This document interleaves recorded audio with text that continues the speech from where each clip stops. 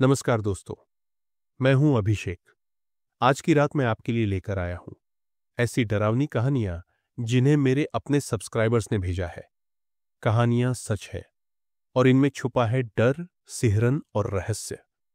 तो अगर आप हिम्मत रखते हैं, अभी इसी वक्त अपनी आंखें बंद कर लीजिए, ईयरफोन लगा लीजिए और डूब जाइए इन डरावनी कहानियों की दुनिया में।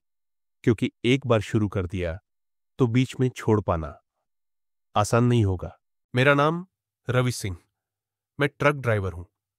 सालों से इस सड़क पर चल रहा हूं। पर उस रात जो हुआ वो मेरी जिंदगी की सबसे डरावनी रात थी। मेरी बीवी अनीता और बेटा सोनू दोनों मेरी जिंदगी है। मैं हर मील, हर किलोमीटर उनके लिए ही काटता हूं। घर में परेशानियां हैं, बीवी की दवाई, बेटे की स्कूल फीस और हर महीने बढ़ता कर्ज, यही मेरी दुनिया है। पर उस रात मेरी दुनिया बदल गई। ऑफिस से कॉल आया, रात की इमरजेंसी डिलीवरी है, दरियापुर के सरकारी अस्पताल में जरूरी सामान। रास्ता वही पुराना जंगल वाला जिसके बारे में सब कहते हैं। वहां कोई है, कोई जो इंसान नहीं है। पर मैंने कभी इन बातों पर ध्यान नहीं दिया। रात 11 बजे मैंने ट्रक स्टार्ट किया। इंजन की घरघराहट आंखों में, नींद मन में, चिंता पर जिम्मेदारी हर डर से बड़ी थी। जंगल के पास पहुंचा तो अजीब सी घुटन महसूस हुई। सड़क खाली थी, चारों ओर घना अंधेरा, हवा में एक अजीब सी गंध। फिर दिखा वो टूटा फूटा नरसिंह मंदिर। दीवारों पर कुछ लिखा था, ब्रह्म राक्षस जाग जाता है। मैंने पढ़ा पर अनदेखा किया। पर जैसे ही मैंने नजर घुमाई, मंदिर के सामने एक आकृति खड़ी थी। धुंधली, साफ नजर नहीं आ रही थी, पर उसके चेहरे की परछाई मेरी रूह कंपा गई।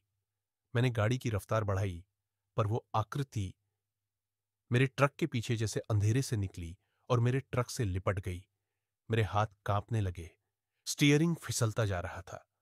जंगल और गहरा हो गया, सड़क जैसे खून से भीगी हो।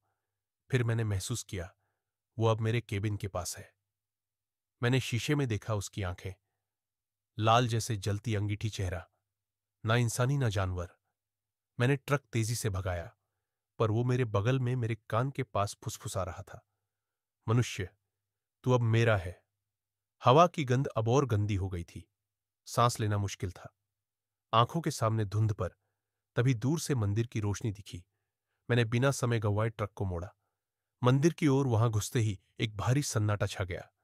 मैंने मंदिर की घंटी बजाई और तब महसूस किया जंगल की हवा थम गई, आवाजें रुक गईं। ब्रह्मराक्षस की परछाई मंदिर के बाहर ठहर गई। उसने कहा, तेरी किस्मत अच्छी है मनुष्य, आज बच गया, पर अगली बार नहीं। मैंने ट्रक स्टार्ट किया और दरियापुर भाग गया। उस रात के बाद मैंने उस रास्ते को फिर कभी नहीं छुआ। आज भी जब ट्रक चलाता हूं तो वही ब्रह्म राक्षस, वही डर मेरे साथ चलता है। कहते हैं डर रास्ते में नहीं होता, हमारे अंदर होता है। और कभी कभी हमारी मजबूरी हमें उस डर से भिड़ने पर मजबूर कर देती है।